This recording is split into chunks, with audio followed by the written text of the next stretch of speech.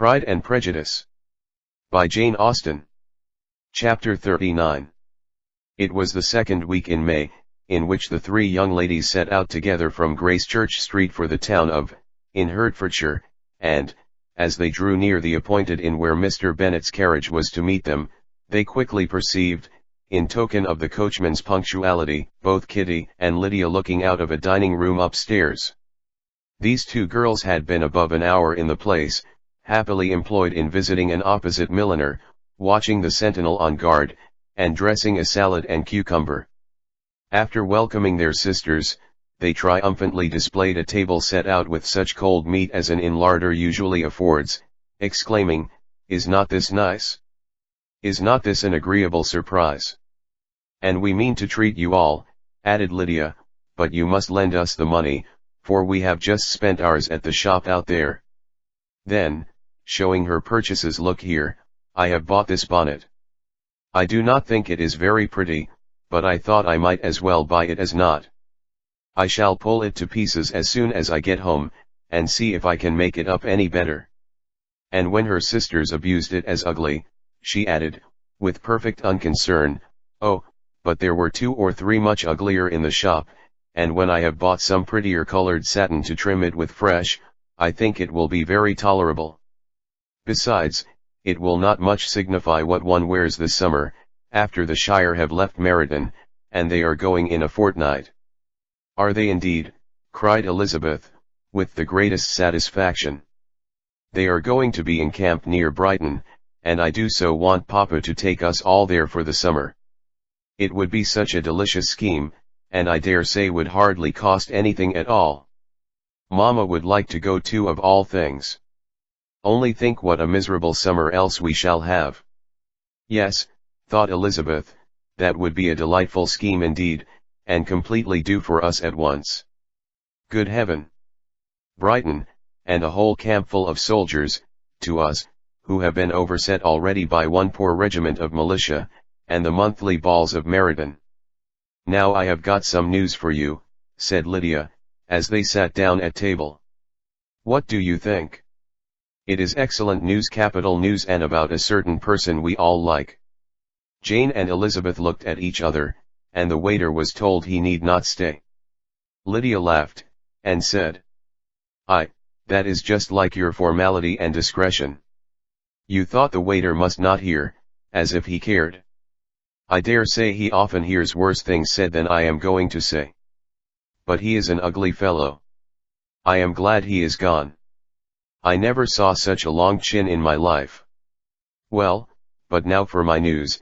It is about dear Wickham, too good for the waiter, is it not? There is no danger of Wickham's marrying Mary King. There's for you. She is gone down to her uncle at Liverpool, gone to stay. Wickham is safe. And Mary King is safe," added Elizabeth, "safe from a connection imprudent as to fortune. She is a great fool for going away, if she liked him. But I hope there is no strong attachment on either side," said Jane. "I am sure there is not on his. I will answer for it, he never cared 3 straws about her who could about such a nasty little freckled thing." Elizabeth was shocked to think that, however incapable of such coarseness of expression herself, the coarseness of the sentiment was little other than her own breast had harbored and fancied liberal.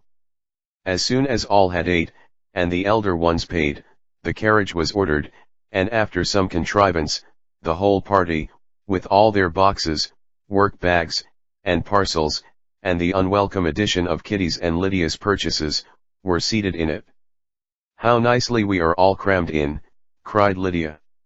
"I am glad I bought my bonnet, if it is only for the fun of having another bandbox. Well, now let us be quite comfortable and snug, and talk and laugh all the way home. And in the first place, let us hear what has happened to you all since you went away.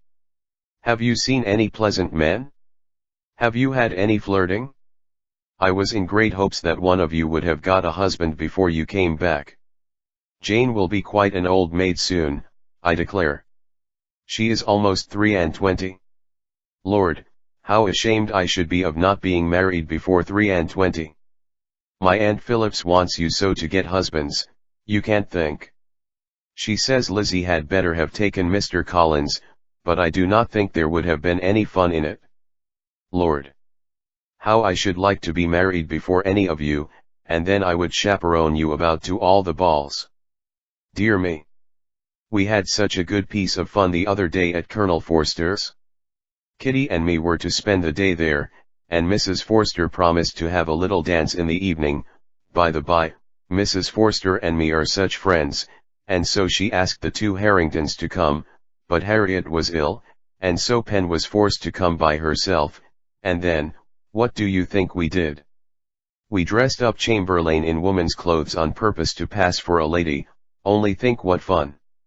Not a soul knew of it, but Colonel and Mrs. Forster, and Kitty, and me, except my aunt, for we were forced to borrow one of her gowns, and you cannot imagine how well he looked.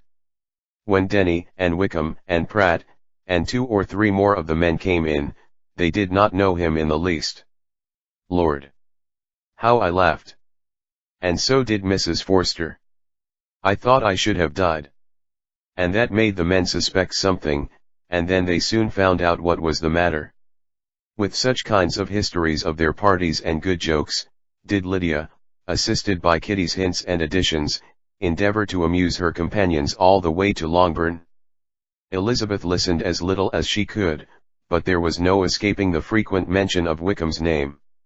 Their reception at home was most kind. Mrs. Bennet rejoiced to see Jane in undiminished beauty, and more than once during dinner did Mr. Bennet say voluntarily to Elizabeth, "I am glad you are come back, Lizzie." Their party in the dining room was large, for almost all the Lucases came to meet Maria and hear the news, and various were the subjects that occupied them. Lady Lucas was inquiring of Maria, after the welfare and poultry of her eldest daughter. Mrs. Bennet was doubly engaged, on one hand collecting an account of the present fashions from Jane, who sat some way below her, and, on the other, retailing them all to the younger Lucases, and Lydia, in a voice rather louder than any other person's, was enumerating the various pleasures of the morning to anybody who would hear her. "Oh, Mary," said she, "I wish you had gone with us, for we had such fun. As we went along, Kitty and I drew up the blinds, and pretended there was nobody in the coach, and I should have gone so all the way, if Kitty had not been sick, and when we got to the George, I do think we behaved very handsomely, for we treated the other 3 with the nicest cold luncheon in the world, and if you would have gone, we would have treated you too. And then when we came away it was such fun. I thought we never should have got into the coach. I was ready to die of laughter. And then we were so merry all the way home. We talked and laughed so loud, that anybody might have heard us 10 miles off." To this Mary very gravely replied, "Far be it from me, my dear sister, to depreciate such pleasures. They would doubtless be congenial with the generality of female minds. But I confess they would have no charms for me. I should infinitely prefer a book." But of this answer Lydia heard not a word. She seldom listened to anybody for more than half a minute, and never attended to Mary at all. In the afternoon Lydia was urgent with the rest of the girls to walk to Meryton, and to see how everybody went on, but Elizabeth steadily opposed the scheme. It should not be said that the Miss Bennets could not be at home half a day before they were in pursuit of the officers. There was another reason too for her opposition. She dreaded seeing Mr. Wickham again, and was resolved to avoid it as long as possible.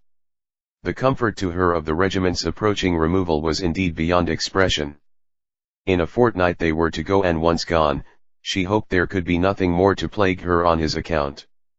She had not been many hours at home before she found that the Brighton scheme, of which Lydia had given them a hint at the inn, was under frequent discussion between her parents. Elizabeth saw directly that her father had not the smallest intention of yielding, but his answers were at the same time so vague and equivocal, that her mother, though often disheartened, had never yet despaired of succeeding at last.